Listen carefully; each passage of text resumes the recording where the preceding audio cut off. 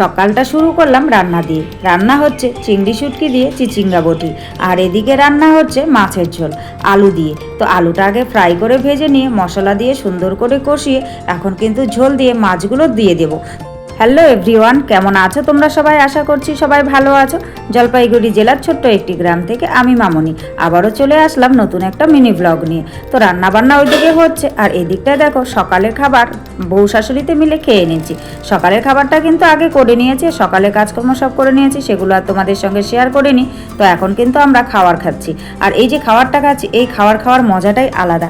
কেন জানো? কারণ এই খাবারটা আমরা ঘরে তৈরি করিনি, এটা পাশের বাড়ির এক ঠাকুমা দিয়ে গেছে। তো আমাকে দেয়নি, দিয়েছে মাকে খেতে। আসলে মা রুটি খেতে চেয়েছিল, বাড়িতে তো তেমন একটা বানানো হয়নি, মানে খেতে চেয়েছিল বলতে ঠাকুমা জিজ্ঞেস করেছিল খায় কি না, তারপর মা বলেছে খায়। সেই কারণেই ঠাকুমা সকালবেলায় রুটি সুজি করেছিল, মায়ের জন্য দিয়ে গেছে। সেখান থেকে মা পুরোটা খেতে পারছিল না বলে আমাকে দিয়েছিল। আর কলাটা যে দেখছো সেটা আমার বাড়ির। আর দেখো ঘড়ির কাঁটায় কিন্তু বেজে গেছে সকাল 9:45। ওইদিকে রান্না বান্না হচ্ছে, মানে রান্নার মাছের ঝোলটা নামিয়ে নিয়েছি। এখন আমি সোজা চলে এসেছি আমার ঘরের দিকে। খাওয়া দাওয়া সব কমপ্লিট হয়ে গেছে, বাসন কোসন সব বের করে রেখেছি। বের করে নিয়ে তারপর চলে এলাম এ ঘরে। বিছানার চাদরটা আর বালিশের কাভারগুলো বের করে নিয়েছি কাচার জন্য।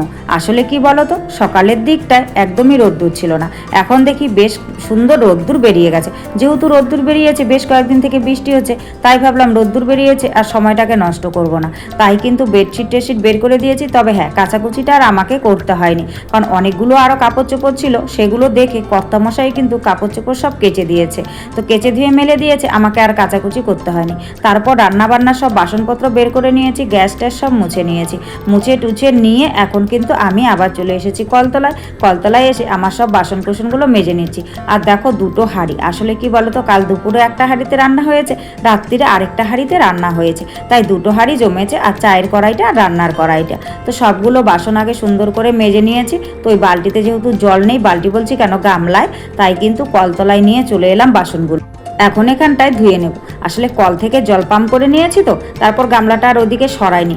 ওখানে গামলাটা থাকে কারণ ওখানে হচ্ছে টাইমের জল আসে, ধরে রাখি সে কারণে। তো আজ যেহেতু টাইমের জল ফুরিয়ে গেছে, এখনও পর্যন্ত আসেনি, আর সে কারণেই কিন্তু কল থেকে জল পাম্প করে আমাকে বাসনগুলো ধুতে হচ্ছে। তাই কলের নিচেই কিন্তু এসে বাসনগুলোকে ধুয়ে নিয়েছি। তো সুন্দর করে বাসন ধোয়া কমপ্লিট করে নিলাম, কিন্তু শেষে গিয়ে দেখি জল একটুখানি টান পড়ে গেছে।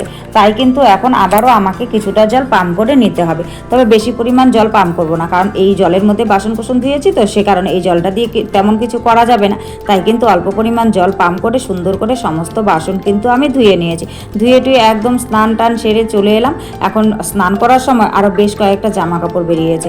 ওই মেয়ের স্কুলের শার্টটা কর্তামশাই কাচতে ভুলে গেছে, আর মেয়েকে যে স্নান করালাম সেই জামা কাপড়গুলো, আমার নাইটি টাইটিগুলো, আর শ্যাম্পু টেম্পু করে স্নান করেছি, মাথায় গামছাটা আছে, তো সেগুলোই কিন্তু এখন আমি কেচে দিয়েছি। আর মোটামুটি কাচা কিন্তু সকালবেলাতেই হয়ে গেছে। তো কেচে টেচে এখন এগুলোকে আমি মেলে দিলাম এই উঠোনে, কারণ ওই রাস্তার দিকটায় না একদমই জায়গা নেই, পুরো ভর্তি হয়ে গেছে। আসলে অনেক কাচাকুচি হয়েছে, তো সে কারণে।